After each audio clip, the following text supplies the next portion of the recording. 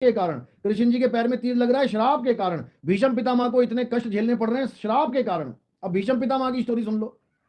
लोग कहते हैं भीष्म पितामह बहुत बढ़िया ऐसे वैसे, अगर उसकी पुराने जन्म की स्टोरी सुनोगे तो बहुत बड़ा धूर्त था वो। धूर्त क्यों बोला है?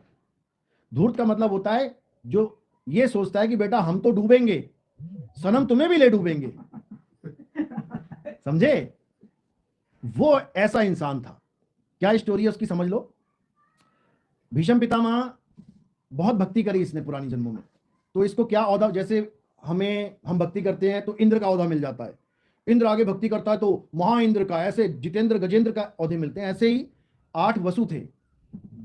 8 वसुओं की कहानी पढ़ोगे तो वो भीष्म पितामह भी उसमें है और वो मेन लीडर था। 8 वसुओं में भीष्म पितामह मेन लीडर था। तो क्या हुआ, अपनी 8 वसु घूम रहे थे अपनी बीवियों के साथ। अब जैसे हमारे गांव में कोई आ जाए घूमता हुआ और उसे हमारी कोई मुर्गी या कोई बकरी या कोई भैंस या कोई गाय पसंद आ जाए और वो उसको हमसे बिना पूछे चोरी करके ले जाए, तो हम क्या करेंगे? क्या होगा? गांव में हल्ला मच जा रहा है, चोर आ गए, मेरी गाय ले गया चोरी करके, मेरी बकरी ले गया, मुर्गी पकड़ो मारो इसको। बस वही वाला हाल भीष्म पितामह का था। अच्छे खासे घूम रहे थे, 8 आदमी, 8 वसु, 8 उनकी बीवियां। भीष्म पितामह की जो घरवाली थी उसने ये जिद कर दी कि मुझे ये गाय चाहिए। घूम रहे थे, बड़ी सुंदर गाय थी वहां पे, वशिष्ठ ऋषि की गाय थी। कहती मुझे ये गाय चाहिए। अब उसने तो कह दिया मुझे ये गाय चाहिए, जैसे कोई हमारी घरवाली है, किसी की घरवाली है, उसने कह दिया मुझे ये चीज चाहिए, तो चलो वो तो एक स्त्री है, मन थोड़ा चंचल होता है, कोई चीज देख के एकदम भावुक हो जाती है, मुझे चाहिए चाहिए। जैसे सोने का मृग देख के सीता जी ने कह दिया मुझे ये चाहिए, समझ में आ रहा है? ऐसे ही चलो उस मृग का तो कोई स्वामी नहीं था, वरना राम जी पहले वहां परमिशन लेते, मर्यादा पुरुषोत्तम थे, ऐसे लेके नहीं आते। जंगली मृग था तो पीछे चले गए, लेकिन वो तो गाय बंधी हुई है। वहां पर उस गाय के मालिक से पूछना हक बनता है कि महाराज ये आपकी जो गाय है मेरी पत्नी को बहुत प्रिय है, आप मुझे बताओ कि ये मैं कैसे प्राप्त कर सकता हूं, कितनी कीमत दूं इसकी मैं। ऐसा कुछ नहीं किया। क्या कर दिया, बाकी के जो 7 वसु थे उनको भी साथ में ले लिया, क्योंकि ये कहते हैं ना धूर्त आदमी क्या करता है, जब कोई कांड करने वाला होता है ना तो 2 4 5 को और साथ में ले लेता है कि मैं अकेला क्यों मरूं, ये भी मरेंगे, अपना ग्रुप बड़ा बनाने के चक्कर में, ताकि जब सजा मिलेगी तो सब एक साथ डंडे खाएंगे। ऐसे ही शरारती बच्चे भी होते हैं। आप देखोगे क्लास में, स्कूल में क्या होता है, एक शरारती बच्चा क्या करता है, उसको पता है मैं तो पढ़ने के लिए आया ही नहीं हूं, मैं तो शैतान हूं 1 नंबर का, वो दूसरों को भी शैतान बनाने लग जाता है। अरे टीचर से क्या डरना, टीचर क्या कर लेगा, मारेंगे टीचर को पकड़ के, अरे टीचर क्या होता है, तो अपनी गैंग बनाना शुरू कर देता है। ऐसे ही भीष्म पितामह ने क्या किया, उन 7 लोगों को भ्रमित कर दिया। ये भ्रमित करते हैं ये लोग, उनका माइंड वॉश कर दिया, चोर बना दिया उनको। चोरी की भीष्म पितामह ने उस गाय की, और बाकी 7 को भी ले लिया साथ में। अब 8 चोरी करके लेके चले गए। अब क्या हुआ, अब जब वशिष्ठ जी को पता लगा कि मेरी गाय चोरी कर ली इन लोगों ने, ये तो चोर हैं 1 नंबर के इन्होंने श्राप दे दिया कि जाओ बेटा बहुत ऐश कर ली स्वर्ग में, अब सड़ो जाके मृत्यु लोक में और महाकष्ट पाओ। अब जब ये खबर वहां पहुंची, अब थर थर कांपे सारे, क्योंकि चोर चोरी तो कर लेता है लेकिन जब सजा मिलती है ना तब बेचारे की हालत खराब होती है। अब भागे, फिर भागे, बचाओ गुरुजी छोड़ दो क्षमा करो। 8 के 8 पहुंचे, तब क्या हुआ, माफी मांगने लगे। तो गुरु होता है भाई, उसने कहा, उसने दिव्य दृष्टि से देख लिया कि यार ये 7 लोग तो निर्दोष हैं, क्योंकि असली कीड़ा तो ये है, इस कीड़े को ठीक करना है, इन लोगों को माफ कर देते हैं, लेकिन शराब दिया ले नहीं सकता वापस। तो उसने क्या किया, उसने एक हल बता दिया इसका कि ये काम करो, जन्म जरूर लो और गंगा के, क्योंकि गंगा को भी श्राप लगा हुआ था ब्रह्मा जी का कि तू भी औरत बन जाके, तो इन दोनों ने ऐसे सिस्टम बना दिया कि गंगा का पुत्र बन के आएंगे हम 8।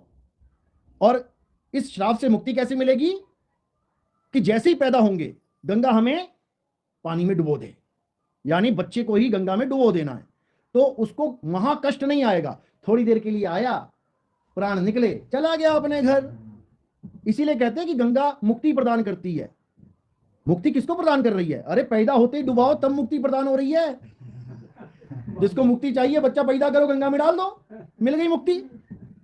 कर्म करने के बाद मुक्ति थोड़ी नहीं मिल रही, उसके बाद तो कर्म भोग होता है। तो ये हल उनको पता लग गया कि भाई ये सबसे आसान है। देखो, मरना स्वीकार कर लिया उन लोगों ने, उन सातों ने मरना स्वीकार कर लिया कि हमें जैसे ही पैदा होंगे माताजी हमें डुबो देना, हमारा काम बन जाएगा।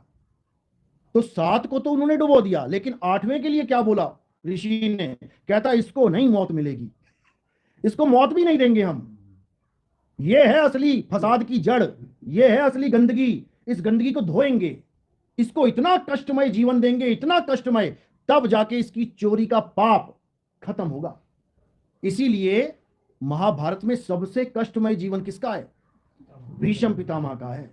ना बीवी का सुख, ना राज का सुख, राजा होते हुए बाप राजा है, बेटे को राज ही नहीं मिल रहा, सुंदर सुडौल शरीर है, सब कुछ है, घरवाली नहीं मिल रही, उसके बाद इच्छा मृत्यु भी मिली तो मौत नहीं मिल रही, ऐसा मारा कि मौत भी नहीं हो रही है। इतना खतरनाक इसने जघन्य अपराध किया था। जघन्य अपराध चोरी करना नहीं था, चोरी तो हो जाती है, कोई बात नहीं, किसी से भी हो जाती है। जघन्य अपराध क्या है? दूसरों को भरमाना, ये जघन्य अपराध है। कबीर साहब ने भी ये बोला है कि तूने जाना है तू जा, तूने डूबना है तू डूब, लेकिन जो किसी और जीव की बर्बादी का कारण बनता है फिर बेटा परमात्मा का दोषी होता है वो, क्योंकि परमात्मा के बच्चों को बर्बाद कर रहा है। अब तेरा किसी और से झगड़ा नहीं, अब परमात्मा से झगड़ा है। ये है असली कहानी भीष्म पितामह की। तो क्या हुआ, 7 बच्चे, तो क्योंकि शांतनु के साथ जो हुआ, शादी हुई, तो गंगा माता ने क्या बोला कि मैं जो कुछ भी करूंगी तुम बस देखते रहना, तुम टोकना मत, जिस दिन तुमने मुझे टोक दिया मैं छोड़ के चली जाऊंगी तुम्हें। तो शादी हो गई जी। अब क्या हुआ, पहला बच्चा हुआ, जाके गंगा डाल रही है उसको पानी में, वो देख रहा है पीछे से, अरे भाई ये क्या है, पहला बच्चा गया पानी में, दूसरा बच्चा पैदा हुआ वो भी गया पानी में, तीसरा बच्चा वो भी गया पानी में। 7 बच्चे पानी में जब चले गए तब पिता से रहा नहीं गया। अब ऐसा नहीं है कि वो 8वां बड़ा प्यारा है और पहला प्यारा नहीं था, ये उसकी करनी का फल भुगतान करवाना था। तो काल भगवान ने क्या किया, शांतनु के अंदर खलबली मचा दी, इसको रोक, क्यों, ये असली दोषी है, इसको सजा मिलेगी। तब उसने जाके गंगा के आगे खड़ा हो गया, कहता भाई ये क्या कर रही है तू, 7 बच्चे डुबो दिए मेरे, इसको नहीं डुबोने दूंगा मैं, बता क्यों डुबो रही है। तो उसने बता के चली गई, तो वो रह गया हाथ में। अब जब बता के चली गई तो पिता ने क्या किया, अब पिता को पता लग गया कि भैया ये तो बहुत खतरनाक खेल हो रहा है, उसको इच्छा मृत्यु का वरदान दे डाला। भीष्म पितामह को उसी के पिता ने इच्छा मृत्यु का वरदान दिया था। वो वरदान भी उसके लिए मुसीबत की जड़ बन गया था, क्योंकि अगर वो वरदान ना होता उसके पास, अगर वो वरदान ना होता उसके पास, तो वो कभी अपने गुरु से जंग नहीं लड़ता। वो अपने गुरु से भिड़ गया इस चक्कर में कि मेरे बाप ने मुझे वरदान दे रखा इच्छा मृत्यु का, ये गुरु क्या करेगा। और वो समझ नहीं पाया कि जिसको तू द्वारिकाधीश कृष्ण जी कर रहा है, वो उसी का रूप है, वही कृष्ण है, सामने गुरुजी बन के खड़ा है तेरे। जिसको अपने 100 जन्म याद थे, वो ये नहीं याद कर पाया कि ये कौन है, समझ लो। यानी उसका वरदान उसके लिए अभिशाप बन गया, वो अपने गुरु से ही भिड़ गया। अगर उसको ये वरदान ना होता, उसकी हिम्मत नहीं थी कि अपने गुरु से भिड़ता, तो उसका भी फल मिला, उसे गुरु से भिड़ने का भी फल मिला। क्यों? क्योंकि उसने जो 101 जन्म में पहले जिस सांप को फेंका था झाड़ियों में, इस प्रकृति ने 100 जन्म तक उसका कोई हिसाब नहीं दिया, उससे हिसाब नहीं लिया। और 100 छोड़ो, हजारों जन्म उससे लेती ही ना, क्या पता, कई लोग मर जाते हैं पैरों के नीचे आके। लेकिन जब उसने गुरु से पंगा ले लिया और गुरु को हराने के लिए अपने वरदान का गलत यूज करने लग गया, तब उसका हिसाब किताब चालू हो गया, तब उसका हिसाब किताब चालू। अब उससे जो गलतियों से भी गलतियां हुई थी, अब उसका हिसाब देना पड़ा। अब उस सांप का हिसाब ऐसा देना पड़ा कि मार मार के छेद कर दिए उसके, मौत को तरसता रहा कि मौत आ जाए, मौत भी नहीं आएगी, वरदान मिला हुआ है कि जब तक तू खुद नहीं चाहेगा, यानी तू ही अपनी मौत का कारण बन। जो तू अहंकार में डूबा है कि मुझे कोई नहीं मार सकता, बेटा तुझसे ही तुझे मरवाएंगे। ये खतरनाक माया है, ये बड़े बड़ों के हवा निकाल देती है, धुरंधर है ये, समझ लो। मेरे पास एक ऐसी गन है, इस गन के सामने कोई नहीं टिक सकता, बेटा इसी गन से तू अपना कत्ल करेगा। और लोग सोच रहे हैं भीष्म पितामह बहुत बड़ी हस्ती है, अरे वो श्रापित है, श्रापित। और सबसे बड़ा श्राप है कि वो दूसरों को भ्रमित करता है, वो दूसरों के कान भरता है, उसका काम ही यही है। कि दूसरों को बेवकूफ बनाना और दूसरों को दोजक में पापी बना के खड़ा कर देना, यही उसका काम है। पहचानना है उसको और उससे दूर हो जाना है, नहीं तो बाकियों की भी हालत खराब हो जाएगी, फिर मर मर के मुक्ति लेनी पड़ेगी जैसे बाकी साथ ने ली। तो इसी को समझना है। यानी हर खेल, हमारा हाथ कट रहा है, हमारी आंखें फूट रही हैं, हमारे सिर पे कुछ टकरा गया, चिथड़े उड़ गए, ऐसा कुछ भी नहीं है इस संसार में जो गलत हो रहा है। पहले इसको समझ लो। कई लोग फोन करते हैं, गुरुजी ऐसे ऐसे हो रहा है, गुरुजी ठीक कर दो। अरे भैया वो ठीक ही हो रहा है, क्योंकि हम और तुम इस जन्म में देख रहे हैं कि क्या हो रहा है। अरे उसके पिछले जन्मों की स्टोरी कौन देखेगा? तुम्हारे लड़के को किसी ने तुम्हारे सामने 5 टुकड़े कर डाले, अब तुम क्या करोगे? तुम श्राप दोगे, जैसे मेरे बेटे को मारा है भगवान तेरे भी टुकड़े करे। उस जन्म में नहीं हुए टुकड़े, अगला जन्म आया, अब क्या हुआ? बाइक पे जा रहा है और ऐसा टकराया कि 5 टुकड़े, वो चिथड़े उड़ गए उसके। अब कोई देखेगा कहेगा अरे ओहो बहुत बुरा हुआ इसके साथ, बहुत बुरा हुआ। लेकिन जब तुम पुरानी स्टोरी पढ़ोगे ना उसके जीवन की, तो तुम कहोगे भैया बहुत अच्छा हुआ, ये तो पिछले जन्म में ही हो जाना चाहिए था।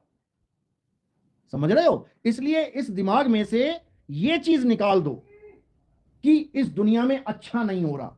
अब तुम कहोगे वहां पे बम फट रहे हैं, ऐसा हो रहा है, ये भी उसी का एक हिस्सा है, क्योंकि तुमने ऐसे काम ही नहीं किया कि तुम्हारे सिर पे फटे। उन लोगों ने ऐसे काम कर रखे हैं कि उनके सिर पे फट रहे हैं। ये प्रकृति सबका अकाउंट चेक कर रही है, समझ लो। जिनका अकाउंट ऐसा है बहुत खतरनाक, उन सबको एक ही देश में ले आई। आ जाओ बेटा, सीरिया में आ जाओ सारे आ जाओ जापान में आ जाओ, हिरोशिमा में आ जाओ सारे, आ जाओ टोक्यो में आ जाओ कहीं आ जाओ। उसके बाद जय हो, सब खत्म, खेल खत्म। एक ट्रेन जिसका एक्सीडेंट होने वाला है, सोचो कहां कहां से बुला रही है। भुवनेश्वर वाला है तू भी आ जा, हिमाचल वाला तू भी आ जा, दिल्ली वाला तू भी आ जा, इधर आ जा, सारे ट्रेन में बैठे हैं और ट्रेन के वो चिथड़े उड़ा देगी कि सबका एक ही बार में कांड हो जाएगा। और ये सारा का सारा सिस्टम क्या है? कर्म का फल। इसलिए हमें कर्म बड़े सोच समझ के करने चाहिए। समझ लो, कर्म उतना करो जितना तुम झेल पाओ। अगर तुमने ओवरलोड कर दिया काम, तो याद रखना उठाना तुम्हें ही पड़ेगा। समझ लो, 10 किलो की बोरी बनाओगे तो वो तुम ही उठाओगे, और 50 किलो की बना लोगे तो वो भी तुम्हें ही उठानी पड़ेगी। इसलिए अपने हिसाब से कर्म करो ताकि आराम से इस जीवन में भी रहे। सबसे बड़ी बात क्या है कि किसी का भी कोई भी गुरु है, कबीर साहब ने मर्यादा बताई है कि कभी भी तुमने ज्ञान को आधार बना शब्द प्रयोग मत करना, गुरु को कभी गलत मत बोलना। ठीक है, साहब ने बोला एक डाल दो पंछी बैठे, एक गुरु एक चेला, और गुरु की करनी गुरु भरेगा, चेले की करनी चेला, और तू उड़ जा हंस अकेला। इसमें उन्होंने यही समझाया है कि तू अपनी करनी देख। तू गुरु की करनी देखेगा दिक्कत में आ जाएगा, क्योंकि गुरु क्या कर रहा है, क्यों कर रहा है, उसके पीछे क्या गुप्त भेद है, तुझे थोड़ी नहीं पता। भाई कोई दुकान खोल के बैठा है, उसके पास 100 ग्राहक, एक महीने में दे दियो, किसी को कह रहा मुझे शाम 3 बजे तक चाहिए, तो भाई जैसा ग्राहक आ रहा है उसके साथ वैसे ही डील करेगा वो, क्योंकि वो जानता है कौन कैसा है। लेकिन जो बाहर का बंदा बैठा वो कहेगा यार ये कैसा आदमी है, किसी को कहता है 1000 दे देना बाद में, किसी को कहता है तू मत दे, ये क्या चक्कर है, क्योंकि तुम्हारी समझ में आएगा ही नहीं। गुरु क्या कर रहा है वो गुरु जानता है, गुरु किसके साथ कैसे डील कर रहा है वो पहचानता है। तुम अपने मतलब से मतलब, काम से मतलब रखो, समझ लो इस बात को। यानी ठीक है, यहां सबका हिसाब होगा, चेले का भी गुरु का भी, लेकिन तुम करता मत बनाना, करता कोई और है, हिसाब कोई और करेगा, तुम नहीं करोगे। तो अगर ऐसी कोई दुविधा भी आती है, अगर किसी को गुरु छोड़ना पड़ता है, कोई भी गुरु है, कोई रामपाल जी को छोड़ के आता है मेरे पास, कोई मधु परमहंस जी को छोड़ के आता है, कोई राधा स्वामी को छोड़ के आता है, कोई सतपाल जी को छोड़ के आ रहा है, अगर उन गुरुओं की तुम यहां पे बदनामी करोगे या उनके बारे में अपशब्द बोलोगे, तो भैया यहां आने की जरूरत नहीं है। क्यों? क्योंकि जिसके पास 10 साल रहे उसको तुम गलत बोल रहे हो, तो मेरे पास रह के तुम मुझे भी बोलने लग जाओगे। समझो भाई, जो 10 साल तक तुम्हारा गुरु रहा, तुमने उसको नहीं बख्शा, तो तुम 1 साल में मुझे बख्शोगे क्या? ऐसे लोगों को हमारे यहाँ एंट्री ही नहीं है। समझ लो, गुरु को कीजिए दंडवत, चाहे वो कैसा भी गुरु है, पहले दंडवत करो उसको। यानी जिससे तुमने कुछ भी ज्ञान लिया है, अरे उस ज्ञान की तो लाज रख लो, उस ज्ञान